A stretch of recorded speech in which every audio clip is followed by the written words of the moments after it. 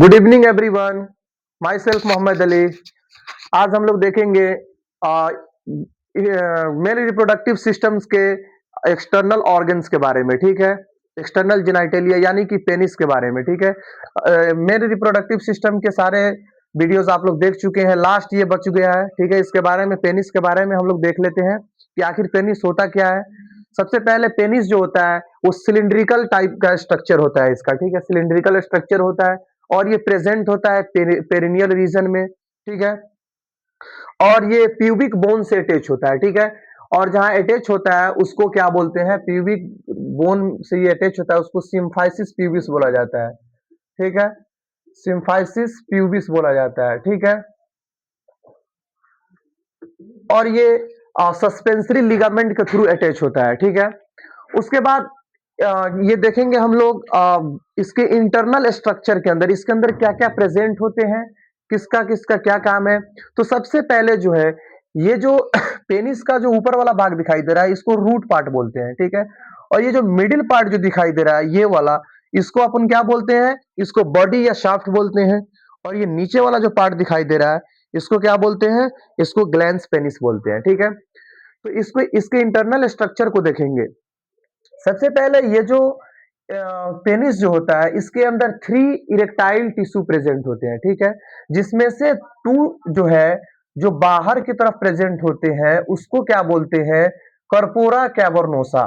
ठीक है, और एक जो टिश्यू जो है इरेक्टाइल टिश्यू जो अंदर के तरफ जो ये जो ब्लैक कलर से आपको दिखाई दे रहा है इसको क्या बोलते हैं, यूरेथ्रा बोलते हैं, स्पॉन्जी यूरेथ्रा बोलते हैं। ठीक है, और स्पॉन्जी यूरेथ्रा के ऊपर से ये जो जस्ट उसके ऊपर से इसको प्रोटेक्ट करने के लिए एक टिश्यू का लेयर जो होता है, एक टिश्यू होता है, उसको क्या बोलते हैं, इसको कॉर्पस स्पॉन्जियोसम बोलते हैं। ठीक है, इसको क्या बोलते हैं, कॉर्पस स्पॉन्जियोसम। ठीक है, तो ये सिंगल में प्रेजेंट होता है कॉर्पस स्पॉन्जियोसम, और ये जो कॉर्पोरा कैवर्नोसा जो है ये 2 प्रेजेंट होता है। ठीक है, और ये जो कॉर्पस स्पॉन्जियोसम जो है ये ग्लैंस पेनिस के लास्ट तक यहाँ फोर स्किन जो है, और ये एक्सटर्नल यूरेथ्रल ऑरिफिस जो होता है जहां पे ये आगे कट सेक्शन जो होता है पेनिस के सबसे नीचे, जहां से यूरिन और सीमेन जो पास आउट होता है वहां तक ये नीचे जब क्या होता है इसको फोर स्किन जो है, फोर स्किन के बाद ये ग्लैंस पेनिस जो है ये ऐसे बेंड होता है, फैला हुआ होता है, ये भी कॉर्पस स्पोंजियसम का ही पार्ट होता है। ठीक है, और ये जो कट सेक्शन जो है इसको क्या बोलते हैं, एक्सटर्नल यूरेथ्रल ऑरिफिस बोलते हैं। और इसके ऊपर से जो स्किन का जो कवर होता है उसको क्या बोलते हैं, फोर स्किन बोलते हैं। ठीक है, और इस पूरे पार्ट को क्या बोलते हैं, ग्लैंस पेनिस बोलते हैं। ठीक है, उसके बाद ये जो यहाँ पे एक ऐसे बॉर्डर टाइप का एक स्ट्रक्चर बनाता है, इस बॉर्डर टाइप का इसको क्या बोलते हैं, बॉर्डर ऑफ ग्लैंस पेनिस भी बोला जाता है और इसको कोरोना भी बोला जाता है। ठीक है, उसके बाद ये क्या होता है, ये जो कॉर्पस स्पोंजियोसम का जो रूट है और ये क्या बोलते हैं इसको, कॉर्पोरा कैवर्नोसा का जो रूट है, ये दोनों मिलाकर ये क्या बनाता है, रूट ऑफ पेनिस मिलाता है, बनाता है। तो ये कॉर्पस स्पोंजियोसम का जो बल्ब ऑफ पेनिस है और कॉर्पोरा कैवर्नोसा का जो क्रूरा ऑफ पेनिस है, ये दोनों मिलकर रूट ऑफ पेनिस बनाता है। ठीक है, और ये अटैच किससे होते हैं, ये अटैच होते हैं प्यूबिस बोन से अटैच होते हैं। प्यूबिस सिम्फाइसिस एक ज्वाइंट होता है वहां पे ये अटैच होते हैं, और ये सस्पेंसरी लिगामेंट के थ्रू ये अटैच होते हैं।